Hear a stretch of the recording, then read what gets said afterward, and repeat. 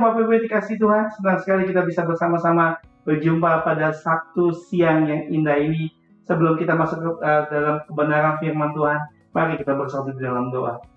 Terpujilah di dalam nama-Mu Tuhan. Terima kasih Bapa atas segala kebaikan-Mu Tuhan. Kau berkati Tuhan pada siang hari ini. Firman yang kami dengar Tuhan, biarlah Kau urapi setiap bibir mulut hamba ini untuk memberitakan firman Tuhan secara benar Tuhan. Di dalam nama Yesus kita siap belajar firman Tuhan. Haleluya. Amin. Selamat siang Bapak Ibu yang dikasihi Tuhan. Kita akan belajar firman Tuhan pada siang hari ini. Apa kabarnya Bapak Ibu sekalian dimanapun Anda berada? Saya harap semua dalam keadaan sehat. Semua dalam keadaan sehat-sehat. Sukacita yang melimpah. Sabtu lalu kita belajar mengenai kelahiran baru. Dan kita membahas firman Tuhan perjanjian lama dan perjanjian baru. Dan kita masuk ke bagian yang kedua, kelahiran baru. Mengenai kelahiran yang baru bagian kedua. Melalui Yeremia Tuhan memberitahukan niatnya akan membuat perjanjian yang baru dengan kaum Israel. Di dalam Yeremia 31 ayat 31 dan 33 saya bacakan. Sesungguhnya akan datang waktunya, demikianlah firman Tuhan. Aku akan mengadakan perjanjian baru dengan kaum Israel dan kaum Yehuda. Bukan seperti perjanjian yang telah kuadakan dengan nenek moyang mereka pada waktu aku memegang tangan mereka untuk membawa mereka keluar dari tanah Mesir. Perjanjianku ini telah mereka ingkari, meskipun aku menjadi Tuhan yang berkuasa atas mereka. Demikianlah firman Tuhan. Ayat yang ketiga, tetapi beginilah perjanjian yang kuadakan dengan kaum Israel sesudah waktu itu. Demikianlah firman Tuhan. Aku akan menaruh Tauratku di dalam batin mereka dan menuliskannya dalam hati mereka, dan mereka akan menjadi umatku. Juga melalui di dalam Yeskiel ia menyampaikan nubuatan yang serupa di dalam Yeskiel 36 ayat 22 sampai 36. Bapak Ibu bisa membacanya. Dan kita bisa lihat, kamu akan diberikan hati yang baru dan roh yang baru di dalam batinmu, dan aku akan menjauhkan dari tubuhmu hati yang keras dan kuberikan kepadamu hati yang taat. Yeskiel 36 ayat 26. Untuk itu, hidup di dalam ketaatan kepada kehendak Allah, manusia memerlukan sesuatu yang lebih daripada sekedar usaha dan niatnya sendiri saja ya. Mungkin kita bisa lihat bahwa kita sebagai manusia bukan hanya sekedar usaha kita atau niat kita sendiri, tetapi karena ketaatan yang kita berikan kepada Tuhan, dan kita tahu bahwa Tuhan akan memberikan hati yang baru. Sejarah bangsa Israel ini memperlihatkan hal ini. Tuhan memberikan hukuman Tauratnya kepada mereka. Ia memerintahkan mereka di dalam Yeskiel 20 ayat 19 berkata, hiduplah menurut ketetapan-ketetapanku dan lakukanlah peraturan-peraturanku dengan apa? Dengan setia. Tuhan sudah memperingatkan mereka. Namun demikian mereka masih tetap gagal. Mereka masih tetap jatuh dalam dosa. Mereka masih menyembah-nyembah Allah-Allah mereka, Allah-Allah lain yang Tuhan tidak senang. Dan kita tahu, tapi di dalam Yeskiel 20 ayat 21 berkata, tetapi anak-anak mereka memberontak terhadap aku. Mereka tidak hidup menurut ketetapan-ketetapanku dan tidak melakukan peraturan-peraturanku dengan apa? Dengan setia. Tuhan tahu bahwa agar dapat hidup dengan taat, manusia memerlukan hidup yang baru untuk kemuliaan Tuhan. Diikuti dengan pengertian tentang bagaimana membangun kehidupan yang baru tersebut di dalam ayat renungan yang kita baca, yang kita bisa lihat dari perjanjian Tuhan yang Tuhan sudah berikan. Ya, kamu akan diberikan hati yang baru dan roh yang baru di dalam batinmu. Demikian juga dengan Bapak Ibu sekalian. Janji ini berkaitan dengan perjanjian baru, kasih karunia yang sudah dinubuatkan oleh para nabi dari bangsa Israel. Di dalam Ibrani 8 ayat 8 sampai 12 berkata, maka ini adalah perjanjian yang kuadakan dengan kaum Israel sesudah waktu itu, dengan demikianlah firman Tuhan. Jadi Tuhan akan menaruh hukumku di dalam akal budi kita, di dalam pikiran kita. Jadi dalam surat Ibrani menjelaskan perjanjian baru ini dan mengaplikasikannya kepada gereja pada saat ini, pada zaman ini.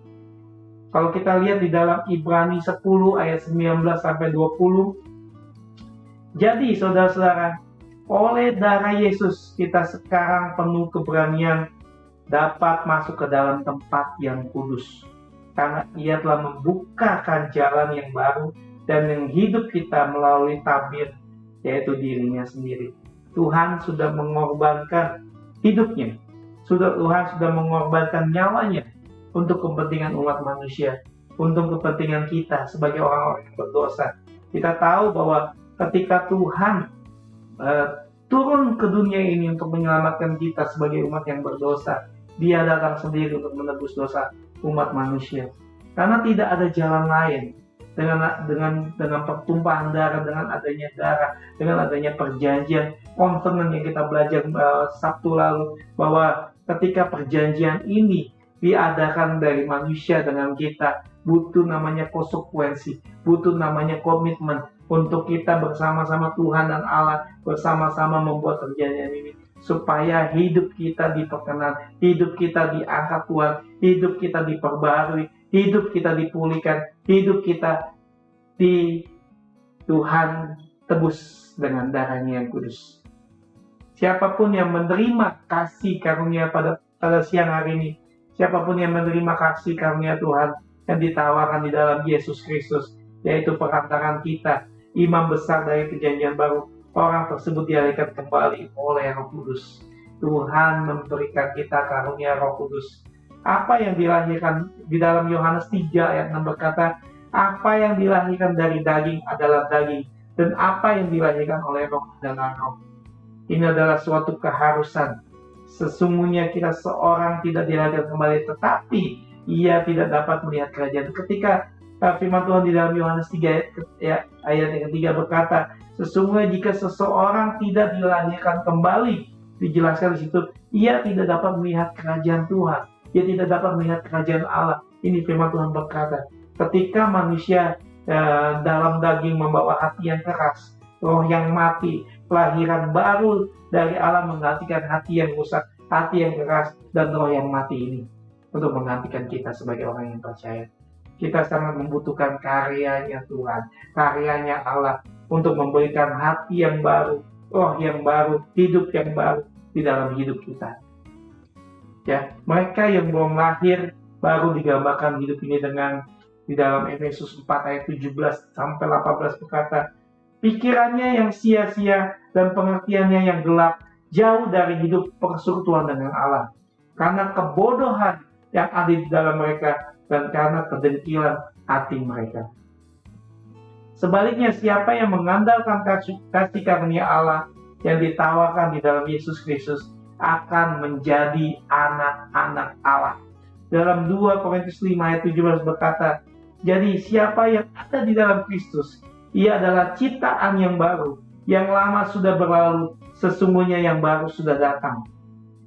Karena di dalam kasih karunia, di dalam kita sebagai orang-orang yang percayakan Tuhan, ia adalah ciptaan yang baru. Tuhan sudah katakan, ketika kita percaya dan kita yakin bahwa Yesus Tuhan, kita receive Tuhan Yesus di dalam hidup kita, kita adalah ciptaan yang baru, yang lama sudah yang berlalu, dan sesungguhnya yang baru sudah datang. Ini bermaksud apa? Ini mengingatkan kita di dalam manusia dosa yang tidak bisa terselamatkan, tetapi ketika Tuhan Yesus datang dan Tuhan Yesus masuk dalam hidup kita, kita menerimanya, kita mereceive Tuhan Yesus di dalam hidup kita, kita akan menjadi ciptaan yang baru. Firman Tuhan berkata, itulah yang firman Tuhan katakan. Karena kita sebagai orang yang berdosa, dan kita mau diampuni, dan kita menerima Tuhan, kita menjadi orang yang menjadi ciptaan yang baru untuk kita bisa menerima segala yang diberikan Tuhan dalam hidup kita. Jadi pada siang hari ini kita belajar bersama-sama Bapak Ibu. Demikianlah firman Tuhan yang bisa saya sampaikan. Kita akan kembali pada Sabtu yang akan datang, pada Sabtu jam 1 siang waktu sini. Sabtu depan kita akan belajar dengan kelahiran baru bagian ketiga. Dan kita tahu bahwa ketika kita anak-anak Tuhan mau percaya dan mendengar firman Tuhan, duduk diam seperti Marta mendengar firman Tuhan. Biarpun firman ini sederhana penyampaiannya, tapi saya percaya tidak ada yang sia-sia yang saya sampaikan. Tapi percaya bahwa Tuhan Yesus yang menjamah hati Bapak Ibu sekalian, Tuhan Yesus yang menuntun pengertian atau uh, ilham-ilham yang Tuhan berikan, atau pewahyuan-pewahyuan yang Tuhan berikan di dalam kehidupan kita untuk kita bisa mengerti akan kebenaran firman Tuhan.